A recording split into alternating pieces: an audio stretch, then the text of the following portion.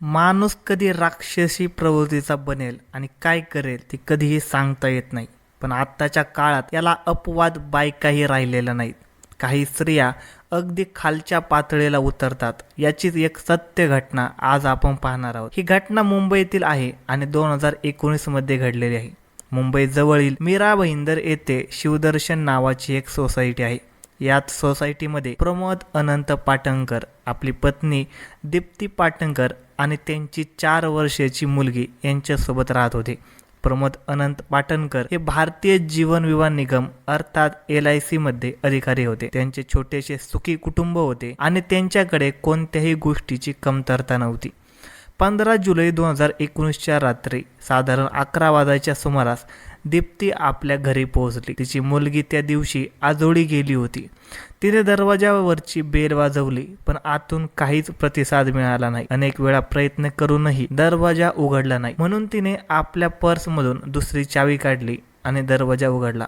मात्र जेव्हा ती घरात शिरली तेव्हा समोरचे दृश्य बघून तिच्या हृदयाचा ठोका चुकला. तिचा नवरा प्रमोद अनंत पाटणकर फरशीवर मृत अवस्थेत पडलेला होता. खोलीत सर्वत्र सामान अस्ताव्यस्त पडले होते आणि वातावरणात एक भयान शांतता पसरलेली होती. अचानक दीप्तीच्या भयभीत किंकाळीने संपूर्ण परिसर हलवून गेला. आवाज ऐकून शेजारी पाजारी धावत आले. प्रत्येकाच्या चेहऱ्यावर हैराणी आणि अनेक प्रश्न होते. प्रमोदजींच्या घरात हे काय घडले? जेव्हा लोकांनी आत जाऊन पाहिले तेव्हा ते सर्व शून्य झाले. प्रमोद यांचे शव बेडरूम मध्ये पडले होते आणि त्यांच्या शरीरावर खोल जखमांचे निशाण होते. हे स्पष्ट होते की हा अपघात नव्हता तर कोणीतरी निर्दयतेने त्याची हत्या केलेली होती. तेथे उपस्थित लोक अजूनही हे समजून घेण्याचा प्रयत्न करत होते की हे सर्व घडले तरी कसे. दीप्तीने स्वतःला कसेबसे सावरले आणि त्वरित आपल्या वडिलांना भानुदास भावेकर यांना फोन करून सर्व घटना सांगितली. हे ऐकतात तिचे वडील हादरले. त्यांनी तिला धीर दिला आणि ताबडतोब आपल्या संपूर्ण कुटुंबासह ते दीप्तीच्या घराकडे रवाना झाले. त्याच वेळी त्यांनी नवघर पोलीस ठाण्यात संपर्क साधून पोलिसांना संपूर्ण घटनेची माहिती दिली. हत्या झाल्याची खबर मिळताच पोलीस अधिकारी आपल्या पथकासह तेथे रवाना झाले. त्यांनी त्वरित वरिष्ठ पोलीस अधिकारी, कंट्रोल रूम आणि फॉरेन्सिक टीम यांनाही माहिती दिली. जेव्हा पोलीस पथक घरामध्ये पोहोचले तेव्हा तिथे दृश्य पाहून सर्वजण थक्क झाले. बेडच्या शेजारी फरशीवर प्रमोद पाटणकर यांचा मृतदेह पडला होता आणि त्याच्या बाजूला दीप्ती जोरात रडत होती.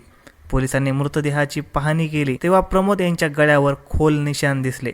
त्यामुळे हे स्पष्ट झाले की त्यांचा गळा आवळून हत्या करण्यात आली होती. फ्लॅटमध्ये कपाटे उघडे पडली होती. सर्व सामान अस्ताव्यस्त होते. त्यामुळे पोलिसांना सुरुवातीला वाटले की हा सर्व प्रकार लूटमारीच्या उद्देशाने झालेला एखाद्या चोराने केला असावा. जेव्हा पोलिसांनी दीप्तीला चौकशीसाठी बोलावले तेव्हा तिने सांगितले की नवऱ्याच्या घरी येण्यापूर्वी ती आपल्या मुलीला भेटण्यासाठी माहेरी गेली होती. रात्री सुमारे 11 वाजता ती घरी परतली आणि दरवाजावरची बेल वाजवली.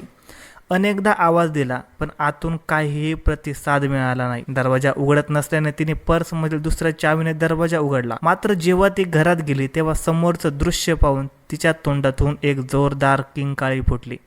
त्याच वेळी ठाण्याचे SSP आपल्या पोलीस पथकासह घटनास्थळी पोहोचले. त्यांच्यासोबत फॉरेन्सिक टीम देखील होती जी महत्त्वाचे पुरावे गोळा करण्यासाठी त्वरित कामाला लागली. त्यानंतर पोलीस अधिकाऱ्यांनी संपूर्ण घटनास्थळाचे बारकाईने निरीक्षण केले. सर्व महत्त्वाच्या प्रक्रिया पूर्ण होताच प्रमोद पाटणकर यांचा मृतदेह पोस्टमॉर्टमसाठी बोरिवलीच्या भगवती रुग्णालयात पाठवण्यात आला. त्याचवेळी नवघर पोलीस ठाण्यात हत्येचा गुन्हा दाखल करण्यात आला होता. वरिष्ठ अधिकारी घटनास्थळावरून निघून गेल्यानंतर ठाणे प्रभारी रामभाल सिंग यांनी खोलीचा अधिक तपास सुरू केला. तपासादरम्यान टेबलवर 2 चहाचे रिकामे कप आढळले, ज्यापैकी एका कपावर लिपस्टिकचे स्पष्ट निशाण होते. याशिवाय बेडवरील चादर पूर्णपणे गुंडाळलेली होती आणि उशीखाली एक पाकिट होते. हे सर्व संकेत स्पष्टपणे दाखवत होते की हा केवळ लूटमारीचा प्रकार नव्हता तर या हत्येमागे काही वेगळीच कहाणी होती. फ्लॅटमधील परिस्थिती पाहून पोलिसांना संशय आला की तिकडे अशी कोणीतरी महिला आली होती जिला प्रमोद पाटणकर आधीपासून ओळखत होते. हत्येची संधी साधून आरोपीने गुन्हा केला आणि जाताना प्रमोद यांच्या खिशातील रोख रक्कम आणि मोबाईल घेऊन गेला. आता सर्वात महत्त्वाचा प्रश्न होता की ती महिला नेमकी कोण होती. ठाणे प्रभारी रामभाल सिंग यांनी हत्येच्या प्रकरणाला गांभीर्याने घेत तपासाची जबाबदारी सहाय्यक पोलीस निरीक्षक पोटे यांनी त्या महिलेची ओळख पटवण्याचा निर्णय घेतला, जिचा लिपस्टिकचा ठसा चहाच्या कपावर उमटलेला होता. पोस्टमॉर्टम रिपोर्ट पोलिसांच्या हाती आला आणि रिपोर्टमधून धक्कादायक खुलासा झाला. प्रमोद पाटणकर यांच्या चहामध्ये मोठ्या प्रमाणात झोपेच्या गोळ्या मिसळलेल्या होत्या. त्यानंतर त्यांचा गळा आवळून त्यांची हत्या करण्यात आली होती. आता पोलिसांना हा सर्व प्रकार केवळ लूटमारीचा नसून एखाद्या खोल कटाचा भाग असल्याचे वाटू लागले. तपास अधिकारी पोटे यांनी पुन्हा एकदा घटनास्थळाचे बारकाईने निरीक्षण केले आणि दीप्ती पाटणकरची सविस्तर चौकशी केली. चौकशी दरम्यान दीप्तीचे जबाब पोलिसांना संशयास्पद वाटले. आता संशयाची सुई हळूहळू दीप्तीकडे वळू लागली होती. पोलिसांसाठी हे प्रकरण संवेदनशील होते, कारण ते एका प्रतिष्ठित कुटुंबाशी संबंधित होते. ठोस पुरावे नसताना कुणावरही थेट आरोप करणे अवघड होते. म्हणून तपास अधिकारी पोटे यांनी प्रथम दीप्तीच्या पार्श्वभूमीचा शोध घ्यायला सुरुवात केली. या तपासादरम्यान पोलिसांना काही महत्त्वाच्या गोष्टी समजल्या. प्रमोद पाटणकर हे मूळचे महाराष्ट्राच्या रायगड जिल्ह्यातील होते. शिक्षण पूर्ण झाल्यानंतर ते नोकरीच्या शोधात मुंबईला आले. सुरुवातीच्या काळात त्यांनी छोटी मोठी कामं केली आणि त्याचबरोबर सरकारी नोकरीच्या तयारीत गुंतले. काही काळानंतर त्यांनी भारतीय जीवन विमा महामंडळात LIC मध्ये अधिकारी पदावर नोकरी मिळाली. सरकारी नोकरी मिळताच प्रमोदच्या कुटुंबियांनी त्याच्या लग्नासाठी स्थळ शोधायला सुरुवात केली. शेवटी मीरा रोड येथे राहणाऱ्या भानुदास भावेकर यांच्या मुलीशी म्हणजे दीप्ती भावेकरशी त्यांचे लग्न ठरवण्यात आले. मात्र या लग्नापूर्वी दीप्तीच्या कुटुंबियांनी तिचे लग्न तिच्या नातेवाईक समाधान पाशांकर सोबत करण्याचा विचार केला होता. दीप्तीलाही समाधान आवडत होता. त्यांच्यात चांगलीच मैत्री होती आणि ते अनेकदा भेटत असत.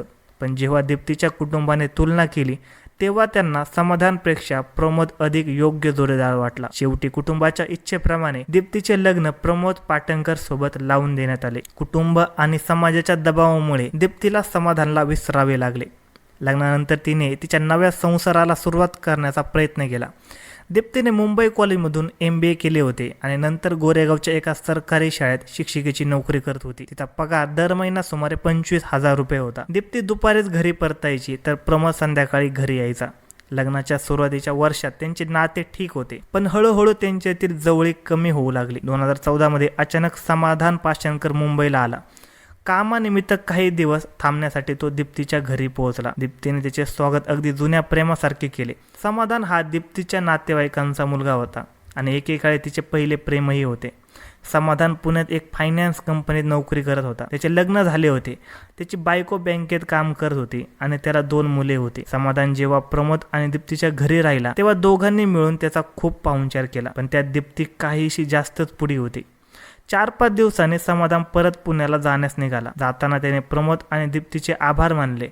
तेव्हा प्रमोद पाटणकर त्याला सहजच म्हणाले, घर तुझेच आहे, कधीही ये. हीच गोष्ट समाधानला हवी होती. आता तो हवे तितक्या वेळा दीप्तीजवळ येऊ शकतो असे त्याला वाटले. त्या 4-5 दिवसांचं त्याच्या मनात दीप्तीबद्दल पुन्हा जुन्या भावना जाग्या झाल्या होत्या. आता तो वारंवार कुठले ना कुठले कारण करून मुंबईला येऊ लागला आणि प्रत्येक वेळी प्रमोदच्या घरी थांबत होता. पण त्याचा खरा उद्देश दीप्तीच्या जास्तीत जास्त जवळ जाणे हाच होता. दीप्ती काही लहान पोरगी नव्हती. समाधानच्या हावभावांचा हेतू ती चांगली समजत होती. समाधान जेव्हा मुंबईला यायचा तेव्हा हसत खेळत मजा मस्करीत तो आपल्या मनातील भावना व्यक्त करायचा. त्याच्या गोड बोलण्याने आणि जुन्या आठवणींच्या जाळ्यात दीप्ती अडकत गेली. शेवटी तिने 10-12 वर्षांच्या सुखी संसाराचा त्याग केला. नवऱ्याशी असलेल्या निष्ठेचे सगळे धागे तुटले आणि ती समाधानच्या मिठीत सामावली. एकदा मर्यादा भंगल्या की त्याने रोखणे शक्य नसते. दीप्ती आणि समाधान यांच्यातील जवळीक वाढत गेली.